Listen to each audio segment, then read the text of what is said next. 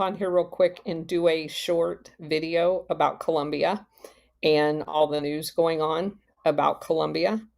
So, first thing I want to do is share a screen real quick and read what Trump President Trump put out about Colombia.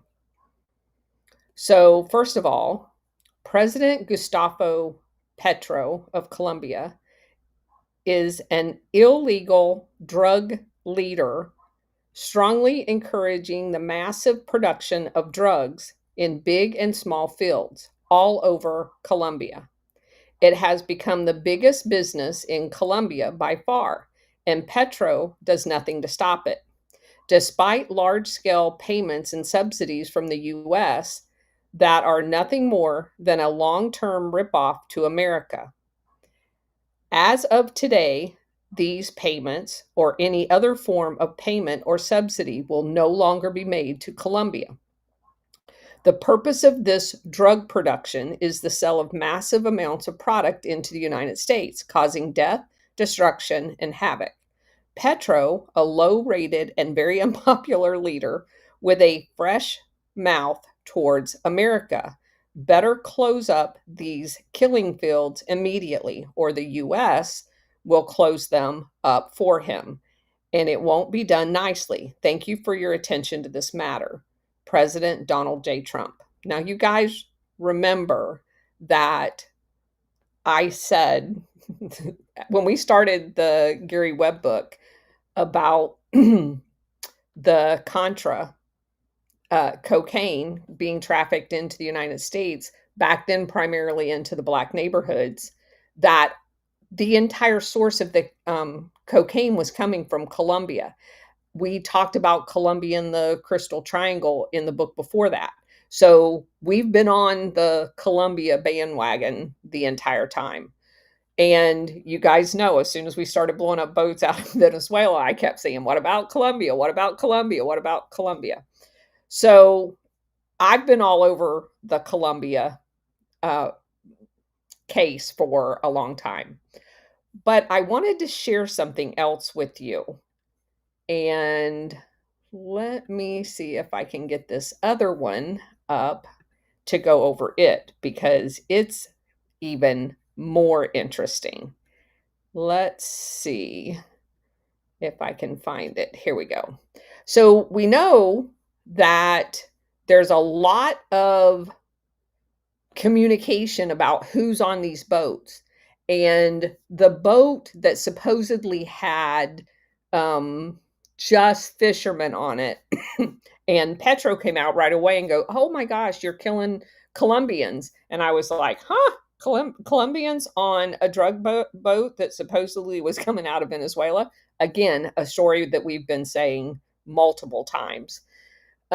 However, I just came across this.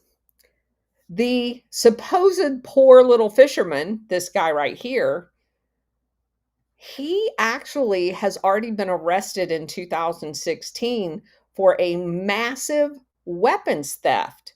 But wait till you hear the story, because it combines nicely with all that we've been exposing here at the Colonel's Corner. So I'm going to go over just a little bit of this. The U.S. military operation against drug trafficking in the Caribbean unleashed a new diplomatic fight between Colombia and Washington. The reason? Murder of Alejandro Andres Carranza Medina, a Colombian who died in September after an attack on his boat. Now, supposedly, if you read through this, he was on a boat that supposedly was just adrift. He had emergency beacons out, and we just bombed him, stranded in the water. They go on and quote a member of the family saying that, he was just a poor fisherman who was stranded out there and got killed by Americans. However, this person was digging around and says that Alejandro Carranza actually has a criminal past. In 2016, he was identified by authorities with an alias, and he was captured along with 5 police officers. Wait a minute. Police officers in Colombia? Weapons trafficking? In Santa Marta for his participation in the disappearance, theft of 264 firearms from the Metropolitan Police gunsmiths. According to the investigation, these weapons would have ended up in the hands of a criminal gang for money. Now, you guys remember that I've been talking and exposing this whole Colombia narco state for a while now. You guys will also remember that I was just at Fort Benning. And what did I see coming out of the hemispheric school that replaced the School of Americas that trained all of the uh, paramilitary in Latin America back in the day of Operation Condor all the way to current? They just changed the names and moved it from Panama up to Fort Benning. A Colombian military officer was coming out of the building. And when I left the building, there were Colombian police officers there. Huh. So, you guys know that I have come across all of the information that exposes the CIA in Colombia orchestrating the narco state that's down there. We covered the Cali cartel versus the Medellin cartel and why Pablo Escobar was taken out as opposed to any of the leadership of the Cali cartel, because the Cali cartel, I think they're both, the whole state is now, but the Cali cartel was under the protection of the state government, the country's government, the police. They were in bed with each other. Not that they didn't also work with the Medellin cartel, but Pablo Escobar got a little out of hand and started doing things his own way, not the way the CIA wanted him to, so they knocked him off. Primarily, he had come to South Florida and started killing all of the Cuban exiles that the CIA was using to traffic all of their drugs throughout the United States, and replaced them with Colombians to do it for him. That way he got more money, and that was not an approved way of doing narco trafficking in the United States. And if you're going to narco traffic here, you have to play by the CIA, FBI, DEA rules. And they have lots of rules for how you do it.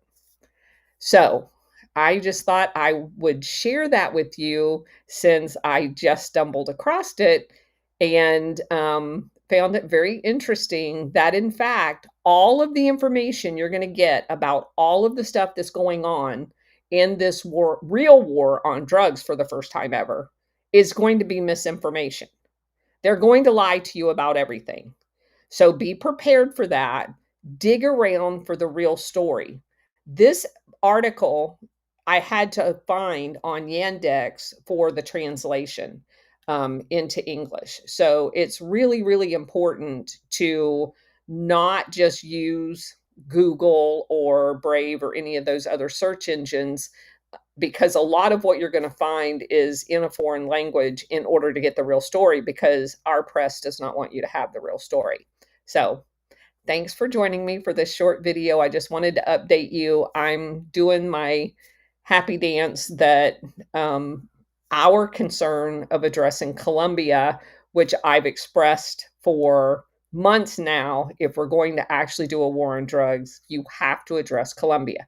And so just for you guys that are new, the first thing I said is you have to drop the status of them being a contributing partner. That was already done. The second thing you have to do is cut off all aid to them.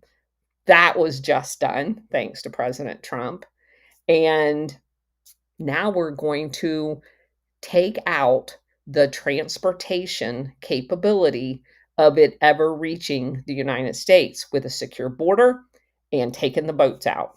Wait till we get to the aircraft, because there's a lot of aircraft that fly into the United States with a shit ton of drugs on them. This is about to get really spicy. Stay tuned.